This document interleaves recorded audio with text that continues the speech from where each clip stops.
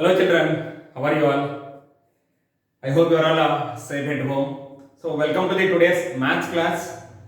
We are going to start a new concept that is congruency of triangles, chapter number 7. Right? We are going to learn a new word that is congruence. What is mean by congruence? So congruence is nothing but, see, let us take in your home. Suppose I'm taking that two coins. See this here. These are the two coins, right? So now this made on same year. Okay, right? So I'm keeping one by one. See this here. If you observe these two coins, I'm going to keep one by one like this, overlapping, tracing like this. See this here. There is no extra part. See, one coin is totally occupied by another coin, right? So this is one example. As well as let us take that two photographs of same length. See this here. These are the two photographs. Clear? So now I am going to keep one by one like this. Now we can say that here all the sides must be are equal in size, right? So then we can say that these two are congruent to each other. Even though just now we discussed that coins also, both the coins are congruent to each other. See, one by one. If I keep one by one like this, it will become overlapping, right? There is no extra part here. All the sides. So then we can say these two coins are congruent to each other, right, children? So now in generally we can say that, see, if you observe these two markers also, these two markers are in the same size. See this here, same shape and as well as same size also. Clear? Length and as well as width also. Clear? So now when we discuss about the, if two figures having the same shape and as well as same size, then we can say the two figures are congruent to each other. What is that here we are going to discuss? Same shape and same size also. Clear? Then we can say that both the figures are congruent to each other. Right, children? So now let us discuss that a simple squares. If two squares are having same side, okay? If two squares having the side, let us take 4 centimeters. Then we can say these two squares are congruent to each other. Both are same in the figure. See this here. If you observe, both will be same. Both will be the side 4 centimeter, 4 centimeter. See, when we are discussing about only side, then what about angles? What about angles? Right. So in this square, we know that all angles must be equal, which is equal to 90 degrees here. So when we can say that if two figures are said to be congruent, if two figures are said to be congruent, the sides must be equal, the corresponding sides must be equal, as well as corresponding angles must be equal. This is nothing but congruence. What is the meaning of congruence? If two figures are said to be congruent, the corresponding sides are should be same, equal, and as well as corresponding angles also must be equal. Right, children? So whenever we discuss that any two figures, both the figures should be similar, both should be same shape and as well as same size also. Then we can say that both are congruent to each other. Right? Now let us discuss, come to the let us take that lines, congruency of lines. When we can say that the given two line segments are congruent, what is the common property we are going to discuss that? Can anyone tell me? Congruency of line segments. So when we can say that two line segments are congruent, compulsory they have the same length. Let us take that two. This is a line AB, line segment AB has 4 centimeters. and here one more, that is PQ is also having 4 centimeter line segment, right? Here I am going to take one more line segment. Let us take CD, here 6 centimeters, right? So now here one more EF, this is 3 centimeters. Clear? So now let us discuss that line segments. When we can say the given line segments are congruent. So now see this here. If you observe in this figure 1 and in figure 2, here there are 2 line segments are there, AB and PQR. AB and PQR. See, I am taking the part of line. Actually, this is a line. In that I am taking AB, right? So here also I am taking PQ, CD, and as well as EF. Now in this figure 1, AB and PQ are having the equal length. Here measure of AB is equal to measure of PQ, that is 4 centimeter is equal to 4 centimeter. Both the measurements are equal. Then we can say that AB is congruent to PQ. Now coming to the figure 2, here CD is not equal to EF because CD is 6 centimeters and as well as EF is 3 centimeters. Here lengths are not equal, then we can say CD is not congruent to EF. Right, children? So we will give one statement. If two line segments are said to be congruent, then they have the same length. If two lines have the same length, then both the line segments are congruent. Vice versa. If two line segments are congruent, they have the same length. And also, if two line segments have the same length, then the line segments are congruent to each other.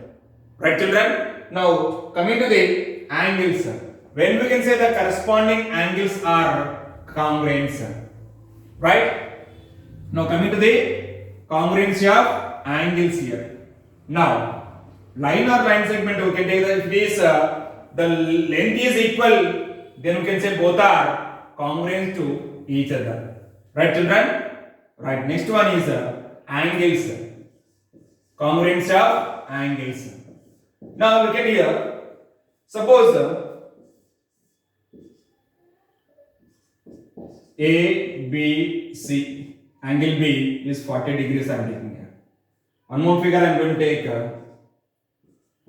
P, Q, R is also 40 degrees. This is figure 1. Right?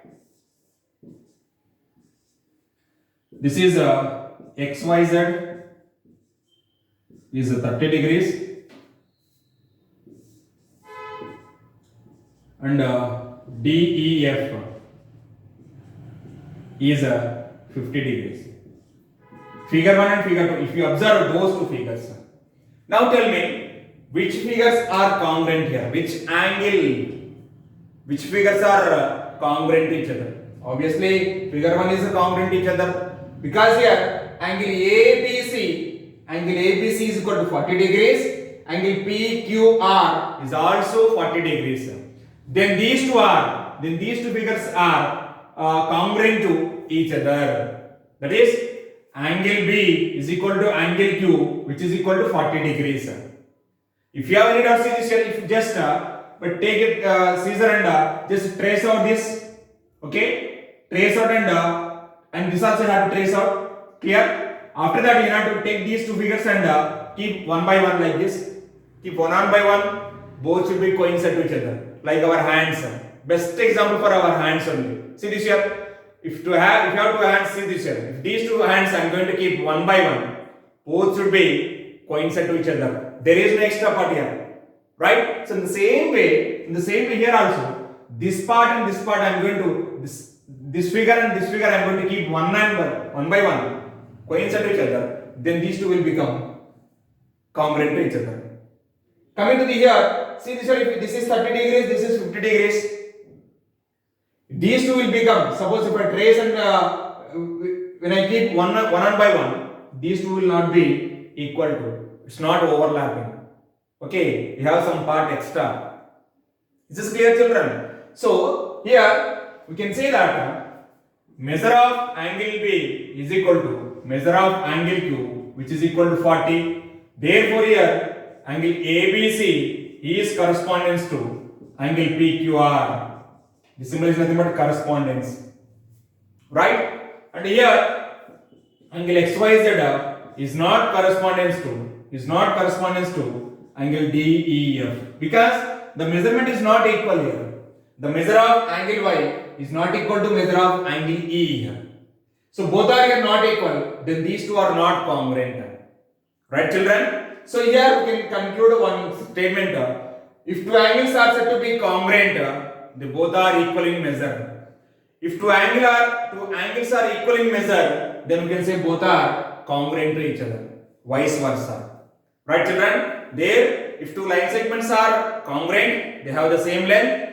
And as well as also, if two line segments have the same length, then they are congruent. Here also same thing. If two angles are congruent, then their measure is equal. Their angle must be equal. If two angles are equal, then they are congruent to each other. Right, children? Right. Now come to let us discuss congruency of triangles. Right? So let us discuss congruency of triangles. When we can say two triangles are congruent to each other, let us do one small activity at home. Right? So you just draw two triangles. Okay. Then trace out. Then keep one by one, like our photographs. Like this. See this here. Like this. You just take two photographs. Okay. Trace out and keep one by one. If both are overlapping each other, right, coincident to each other, then we can say both are congruent to each other. Right? In the same way, for congruency of triangles also,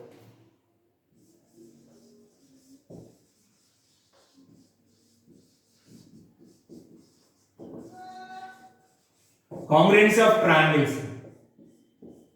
Now, let us take two figures, two triangles, triangle ABC. Triangle ABC, and as well as the triangle I am taking PQR. Two triangles I am taking ABC and PQR. Now, to say that if these two triangles are congruent to each other, what are the common properties we are going to discuss this? What is common? What are equal in that? See. When we say that if two triangles are congruent to each other, keep it in mind always, corresponding parts must be equal. If two triangles are congruent to each other, their corresponding sides must be equal and corresponding angles also must be equal. This is the first property. Compulsory, corresponding parts, corresponding sides must be equal and corresponding angles also must be equal. So what are corresponding parts we are going to discuss right now, right? So the corresponding parts is nothing but, if I consider AB is the first side, then in this PQ is the first side, right? If I consider BC is the second side in the first triangle, then QR is the second side in the second triangle. Now AC is the third side, then PR is the third side. Clear? Now coming to the angles, if I consider angle A is first angle, then angle P is first angle. Angle B is second angle, then angle Q is second angle. Angle C is third angle, then angle R also must be third angle. Clear? If these two triangles are congruent to each other, right? The first one is AB is correspondence to PQ and BC is correspondence to QR and AC is correspondence to PR. Clear? And the second one is measure of angle A. Measure of M is nothing but measure. Measure of angle A is equal to measure of angle P, right? And measure of angle B is equal to measure of angle Q, comma measure of angle C is equal to measure of angle R. Then we can say that triangle ABC is congruent to triangle PQR. According to order wise, you can write the triangle symbol. This is called congruence symbol. Right, children? This is called congruence symbol. So here, triangle ABC, excuse me, triangle ABC is congruent to triangle PQR. See how we are consider corresponding sides, corresponding angles. Here also you should write as it is only. So don't write here angle ABC is congruent to triangle QPR or RQP or RPQ. Right, children? If I consider angle A is the first angle, then angle P is the first angle, then you should write compulsory AP first. Right? If I consider AB is the first side, then PQ is the first side only. Right? That's why I'm telling that very important. Corresponding, the word is very important. Clear? So when we take in that, when we are consider corresponding sides or corresponding angles, compulsory you should write the notation is clearly. Write the notation is very clearly according to the corresponding parts and corresponding angles. Right, children? So once again I am going to tell you, if two triangles are congruent to each other, here triangle ABC is congruent to triangle PQR, then AB is corresponding to PQ, BC is corresponding to QR, AC is corresponding to PR. That means the length of AB is equal to length of PQ, length of BC is equal to length of QR, length of AC is equal to length of PR, and as well as angle A is equal to angle P, angle B is equal to angle C, angle B is equal to angle Q, angle C is equal to angle R. What is that here? Angle A is equal to angle P, angle B is equal to angle Q, angle C is equal to angle R. Right? Then we can say that triangle ABC is congruent to triangle PQR, vice versa also. Right, children?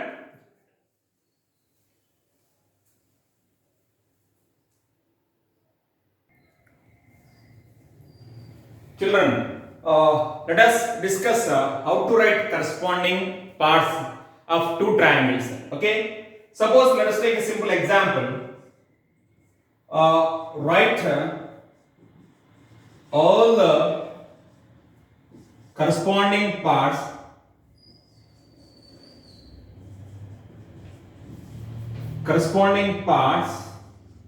of given triangles. Right? First one is let us take triangle ABC is congruent to triangle ZXY. Okay? And for the second one, triangle FDE is congruent to triangle RPQ. We are going to write the corresponding parts of these two triangles. Right, children? So now see this here. This is ABC triangle. Okay?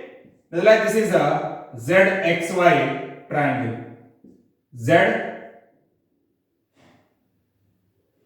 ZXY. Okay? These two are congruent to each other. Now I am going to write the corresponding parts of these two triangles. Now, first of all, write the corresponding sides. Okay? Corresponding sides. So now, when we are discussing about corresponding sides, now AB is measure of AB is correspondence to here ZX. Okay? First one. Next, BC is correspondence to XY. BC is correspondence to XY. Right? The next AC is correspondence to ZY. Right, children? AB is correspondence to ZX, BC is correspondence to XY, and AC is correspondence to ZY. Now coming to the corresponding angles. So here, what are the corresponding angles here? When we consider, this is the first angle, you can take first angle. B is the second angle, X is second angle.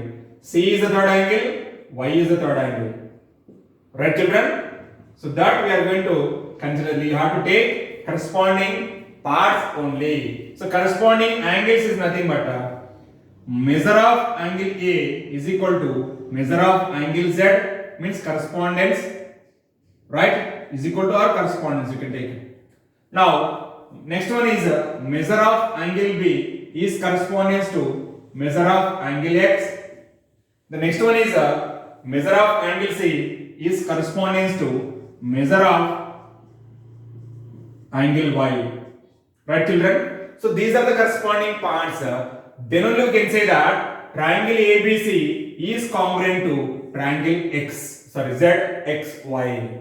Triangle ABC is congruent to triangle ZXY. Right? So these are the corresponding parts in these two triangles. Now come to the here. I'm going to write for second one. For second solution is here you can take corresponding vertices also. If capital A is the first vertex, then Z is the first vertex, B is the second vertex, then X is the second vertex, C is the third vertex, then Y is the third vertex. Okay? But mainly these two sides and angles are mainly important. Now we are going to write triangle here FDE, right? FDE. We can write a congruency of triangle RPQ. RPQ. Sir, why we should write FDE? I can write FDE like this. If you write FDE like that, then RPQ will become change. When you flip the triangle, when you flip first triangle, then you have to flip second triangle also. Okay? Then only we will get corresponding parts and we will write like this, the notation of the corresponding triangles. Right, children? So now here, the corresponding sides for the second part means for second problem. What are the corresponding sides? Can anyone tell me? First one is which one? Right. When we consider FT is the first part, means first side, then RP is the first side. That is FD is correspondence to RP, right? And the second one is DE I am considering. Then PQ I am going to consider. So DE is correspondence to PQ. The third one is FE, okay, or EF. EF is correspondence to QR, right? So EF is correspondence to QR, right? That sides has been completed. Now come to the corresponding angles. Corresponding angles. Right, children? So, what are corresponding angles here? That is, angle F is the first angle, then angle R is the first angle. Because here, F and R are first two we wrote. So, now, that is, measure of angle F is correspondence to measure of angle R. R you can write a measure of angle F is equal to measure of angle R. Both are same. Correspondence are equal. Right? Next, measure of angle D is equal to measure of angle P. Okay? You can write corresponding angles, no problem. Right, children? The third one is measure of angle E is equal to measure of angle Q here. Right, children? Okay? So these are the corresponding parts. Whenever they will ask the question, write the corresponding parts of the triangle FDE in congruence to triangle RPQ. You can write the notations like this. Right, children? Please copy this.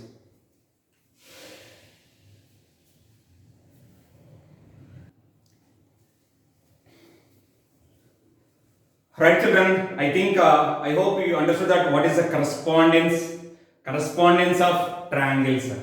What are meant by corresponding parts, corresponding figures, okay, corresponding lines, line segments, corresponding angles, right? So now that is if two line segments are corresponding to each other, then they have the same length.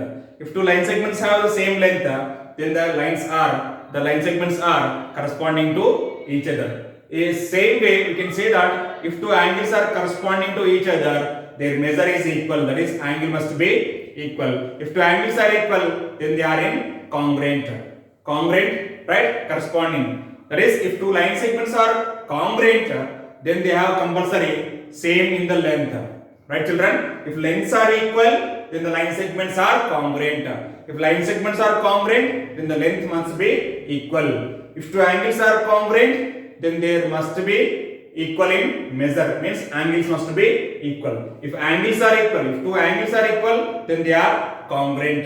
Now come to the two triangles are congruent to each other. The corresponding sides and the corresponding angles must be equal. Right, children? That we are discussing here. We discussed today. So please note down today's homework. Right? So that is very simple. Whatever we discussed just now, those are all comes under in exercise 7.1. Exercise 7.1. So complete question number 1, 2, 3 and 4. Very simple. Okay, write the corresponding parts of given triangles and corresponding angles, whatever they are asked in the exercise 7.1. Thank you, children. Have a great day.